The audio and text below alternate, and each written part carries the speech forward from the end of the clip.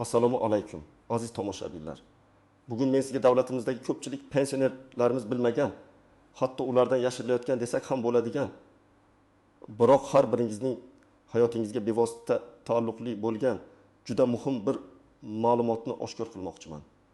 Bu shunchaki bir yangilik emas, bu sizning haqqingiz bo'lgan va ko'pincha sizdan maxfiy saqlanayotgan qo'shimcha pensiya to'lovi haqida. Bu ma'lumot siz uchun nafaqat foydali, balki hayotiy ahamiyatga ega bo'lishi mumkin. Shuning uchun iltimos diqqat bilan tinglang va hoziroq kanalimizga obuna bo'lishni, videoga esa like bosishni unutmang. Bu video imkon qadar ko'proq odamlarga yetib borishi kerak.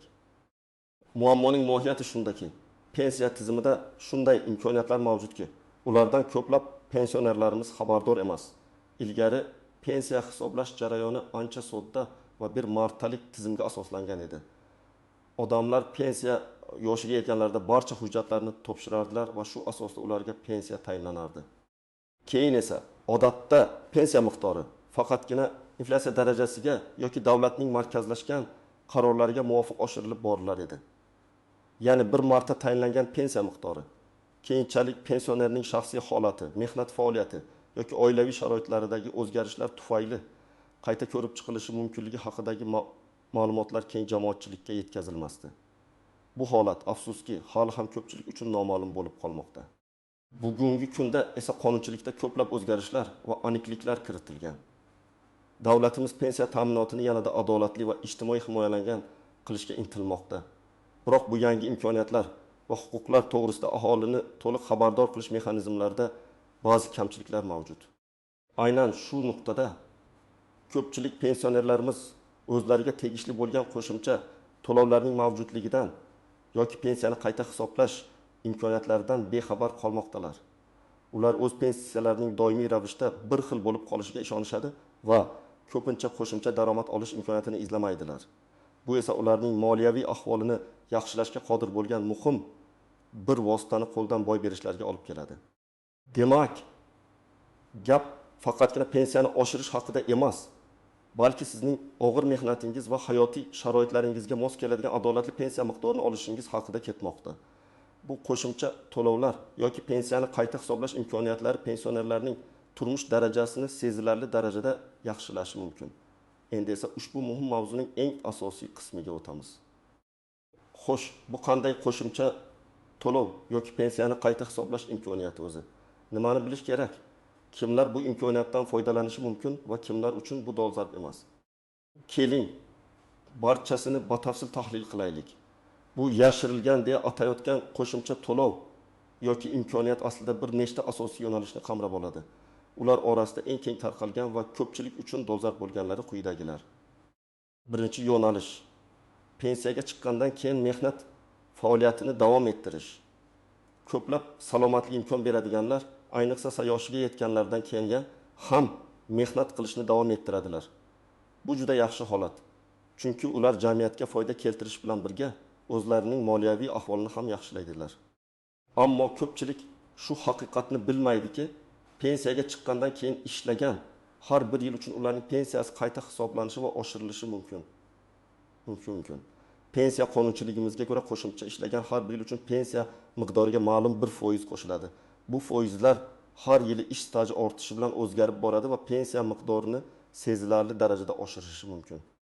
Keling, real hayotdan bir misol keltiraman. Misol 1: Anvar aka 60 yoshda pensiyaga chiqdi. Unga 2 million so'm pensiya tayinlandi. Anvar aka pensiyaga chiqqandan keyin ham ishlashni davom ettirdi va yana 5 yil davomida o'qituvchilik qildi. U 5 yil davomida har oy pensiya jamg'armasiga ijtimoiy sug'urta badallarini to'lab bordi. 5 yildan so'ng uning qo'shnisi unga pensiyani qayta hisoblatish mumkinligini aytib qoldi. Anvar aka pensiya jamg'armasiga murojaat qildi va uning pensiyasi qayta hisoblandi. Natijada uning pensiyasi har oyda 2 million so'mdan 2 million 500 ming so'mga oshdi. Ya'ni 5 yil ishlagani uchun Anvar aka har oy qo'shimcha 500 ming so'm oladigan bo'ldi.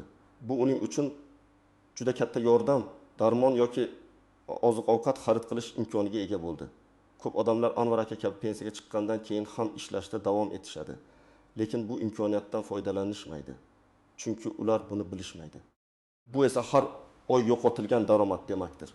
Ikkinchi yo'nalish pensiya tarkibiga kiritilmagan yoki keyinchalik topilgan ish haqi ma'lumotlari asosida pensiyani qayta hisoblash. Pensiya tayinlashda odatda pensionerning oxirgi ish joyidagi maoshlari yoki faoliyatining eng foydali 5 yilidagi ish haqi ma'lumotlari inobatga olinadi.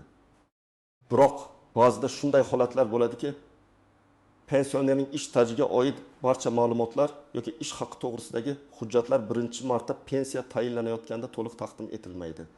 Ba'zida eski hujjatlar yo'qolgan bo'ladi yoki pensionerning o'zi ularning ahamiyatini tushunmaydi yoki ba'zida arxivlardan yangi ilgari topilmagan ma'lumotnomalar topilishi mumkin.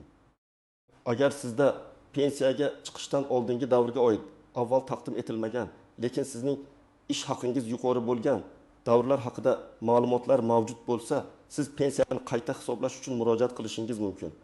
Bu ayniqsa maoshlar doimiy o'sib borgan yillarda ishlagan shaxslar uchun juda muhim. Bu qayta hisoblash jarayoni sizning pensiyangiz miqdorini sezilarli darajada oshirishga xizmat qiladi.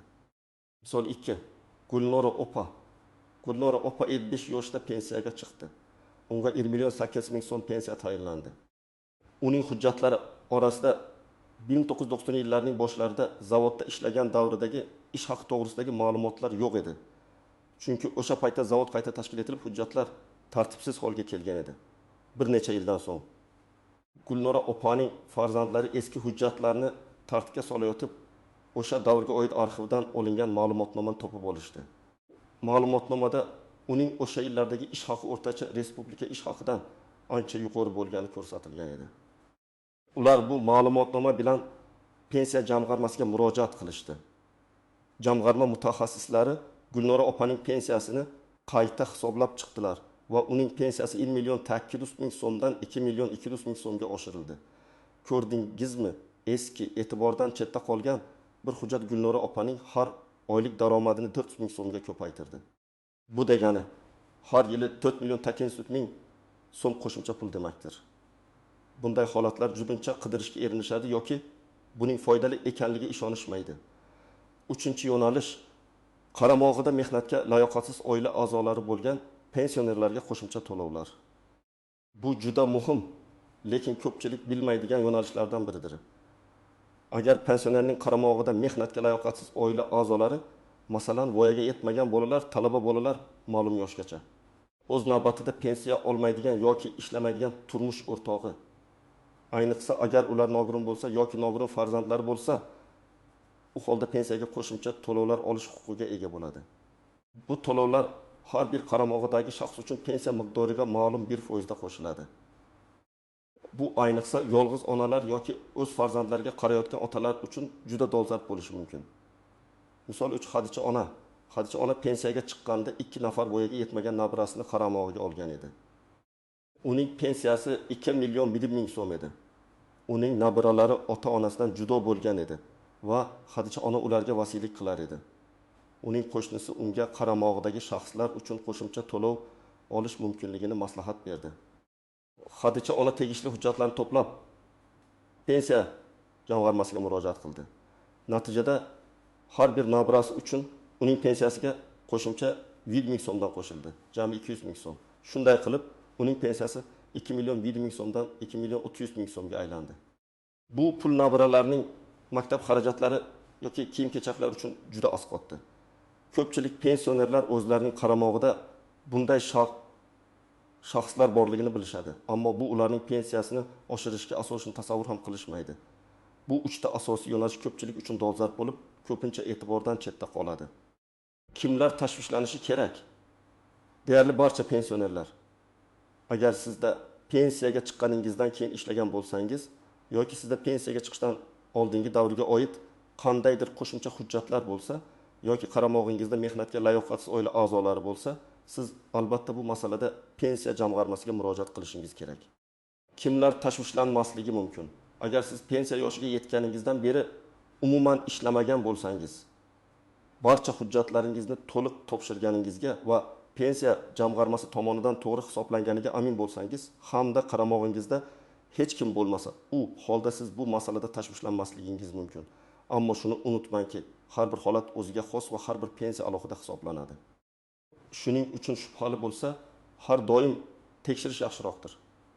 Endi esa ushbu qoidalardagi istisnolar, e'tibor berish lozim bo'lgan nozik jihatlar va odatda ko'pchilikka noma'lum bo'lgan holatlar haqida gaplashaylik. Birinchidan, har qanday qo'shimcha mehnat faoliyati ham pensiyani oshirishga sabab bo'lmaydi.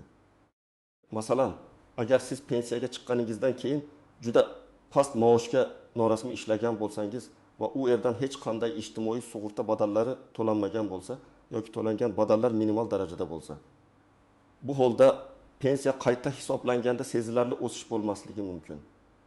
Pensiya o'sishi uchun ishlagan davringizda sizning ish haqingiz pensiya jamg'armasiga tushgan badallar pensiyangizni oshirishga yetarli darajada bo'lishi kerak. Bu degani rasmiy ish joyida ishlash va barcha soliq hamda badallarni o'z vaqtida to'lash muhimdir. Ba'zi odamlar norasmiy ishlaydilar va keyinchalik bunday ishlar ularning pensiya hisobiga o'tmasligidan afsuslanadilar. Ikkinchidan, hujjatlarning haqiqiyligi va to'g'ri rasmiylashtirilganligi. Pensiyani qayta hisoblash uchun taqdim etiladigan barcha hujjatlar, xususan ish haqi to'g'risidagi ma'lumotnomalar va mehnat daftarchasidagi yozuvlar qonuniy kuchga ega bo'lishi, tegishli muhr va imzolar bilan tasdiqlangan bo'lishi shart. Agar siz eski hujjatlarni topgan bo'lsangiz, ularning haqiqiyligiga ishonch hosil qiling. Ba'zida soxta hujjatlar orqali pensiyani oshirishga urinishlar bo'ladi. Bu esa jinoiy javobgarlikka sabab bo'lishi mumkin. Pensiya jamg'armasi xodimlari barcha hujjatlarni juda sinchkovlik bilan tekshiradilar. Shu sababli faqatgina ishonchli va tasdiqlangan hujjatlarni taqdim etish zarur. Uchinchidan, qaramog'idagi shaxslar uchun to'lovlardagi cheklovlar. Qaramog'ida bo'lish tushunchasi aniq belgilangan me'yorlarga ega. Masalan, bolalar uchun qo'shimcha to'lov faqat voyaga yetmagan bo'lsa yoki kunduzgi bo'limda ta'lim olayotgan bo'lsa, ma'lum yoshgacha beriladi. Nogironligi bo'lgan shaxslar uchun esa ularning nogironlik guruhi va mehnatga layoqatsizligi rasman tasdiqlangan bo'lishi lozim. Shuningdek, turmush o'rtog'i uchun to'lov olish uchun u ham ishlamasligi va pensiya olmayotgan bo'lishi kerak. Bu me'yorlar pensiya jamg'armasi xodimlari tomonidan qat'iy tekshiriladi. Shuning uchun hujjatlarni to'plab murojaat qilishdan oldin sizning oila a'zolaringiz qaramog'idagi shaxslar toifasiga kirishiga ishonch hosil qiling. 4-dan, hujjatlarni taqdim etish muddati. Pensiya qayta hisoblanishi uchun har qanday vaqtda murojaat qilish mumkin. Ya'ni siz pensiyaga chiqqandan keyin qancha vaqt o'tganidan qat'iy nazar, agar sizda pensiyani oshirishga asos bo'ladigan yangi ma'lumotlar yoki holatlar yuzaga kelgan bo'lsa, murojaat qilish huquqiga egasiz. Lekin shuni yodda tutingki, pensiyani qayta hisoblash faqat murojaat qilingan oydan boshlab amalga oshiriladi. Ya'ni agar siz 5 yil davomida qayta hisoblash huquqiga ega bo'lgan bo'lsangiz, faqatgina endi murojaat qilsangiz, sizga o'tgan 5 yil uchun to'lanmagan pensiya to'lanmaydi. Faqatgina murojaat qilgan oydan boshlab oshirilgan pensiya miqdori beriladi. Shuning uchun imkon boricha tezroq murojaat qilish kerak. Har bir kechiktirilgan kun, oy, yil sizning moliyaviy yo'qotishingiz demakdir. 5-dan, pensiyaning pasayish ehtimoli. Bu juda kam uchraydigan holat, ammo ehtimoli bor. Nazariy jihatdan yangi hujjatlar asosida pensiya qayta hisoblanganda, agar yangi ma'lumotlar avvalgilardan yomonroq ko'rsatkichlarga ega bo'lsa, masalan, keyinchalik ishlagan davrdagi ish haqi avvalgisidan juda past bo'lsa, pensiya miqdori pasayishi mumkin. Biroq amaliyotda bunday holatlar juda kam uchraydi. Chunki pensiya qonunchiligimizda pensiyaning belgilangan miqdoridan pastga tushirilmasligi kafolatlangan. Ya'ni agar qayta hisoblash natijasida pensiya miqdori avvalgisidan kamroq chiqsa, pensionerga avvalgi yuqoriroq pensiya miqdori to'lanishi davom etadi. Shunday bo'lsa ham bu nuansni bilib qo'yish zarar qilmaydi.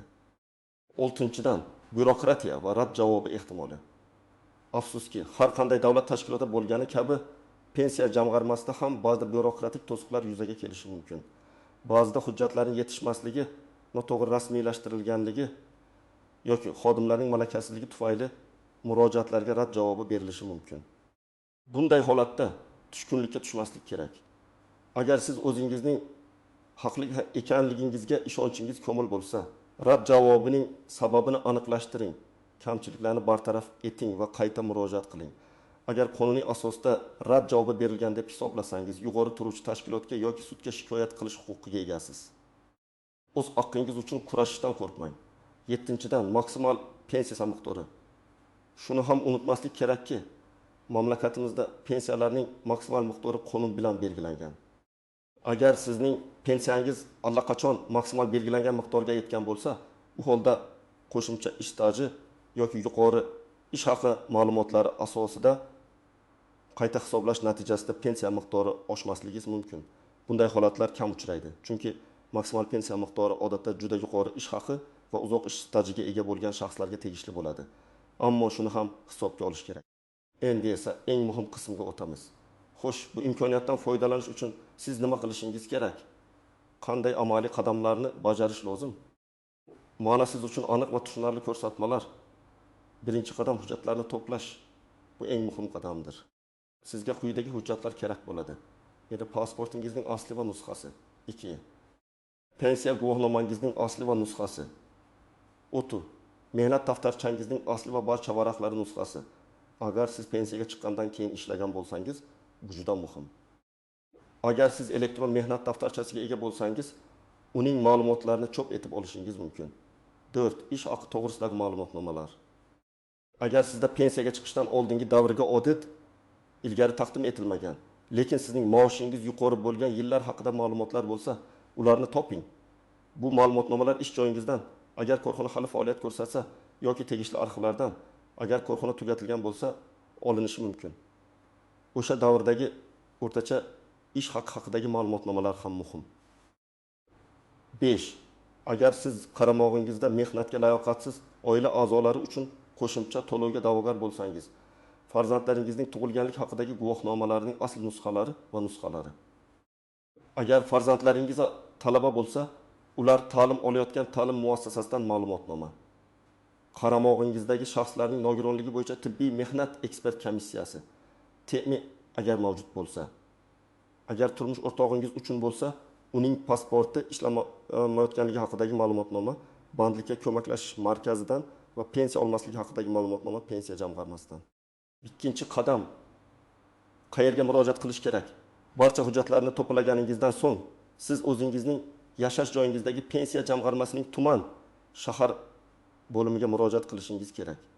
Sizning uyingizga eng yaqin joylashgan pensiya jamg'armasi bo'limining manzilini internet orqali yoki mahalliy hokimiyat organlari orqali aniqlab olishingiz mumkin.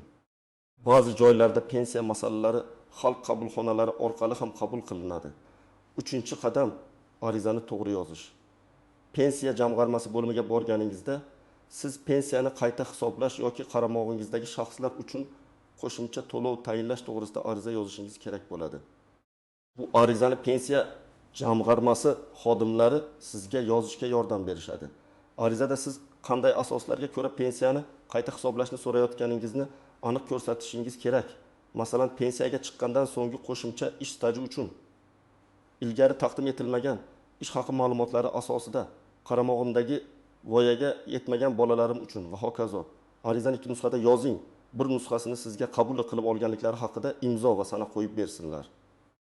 Bu sizning murojaatingiz tasdig'i bo'ladi. 4-qadam, jarayonni kuzatish va qat'iyatli bo'lish. Arizangizni topshirganingizdan so'ng pensiya jamg'armasi qonuniy belgilangan muddat ichida sizning murojaatingizni ko'rib chiqishi va tegishli qaror qabul qilishi shart. Odatda bu muddat 10 ish kunidan oshmaydi. Agar bu muddatdan keyin ham sizga hech qanday javob kelmasa, pensiya jamg'armasiga qo'ng'iroq qiling yoki shaxsan borib murojaatingizning holatini so'rang. Agar sizga rad javobi berilsa, sababini aniqlashtiring. Sababni bartaraf etish imkoniyatingiz bo'lsa, hujjatlarni to'g'rilab qayta murojaat qiling. Agar siz rad javobi noqonuniy deb hisoblasangiz, yuqori turuvchi organga, pensiya jamg'armasi respublika boshqarmasiga yoki prokuraturaga murojaat qiling. Hatto sudga da'vo arizasi kiritish huquqingiz borligini unutmang. O'z haqqingiz uchun qat'iyatli bo'ling. Aziz do'stlar, umid qilamanki, bugungi ma'lumotlar siz uchun juda foydali bo'ldi.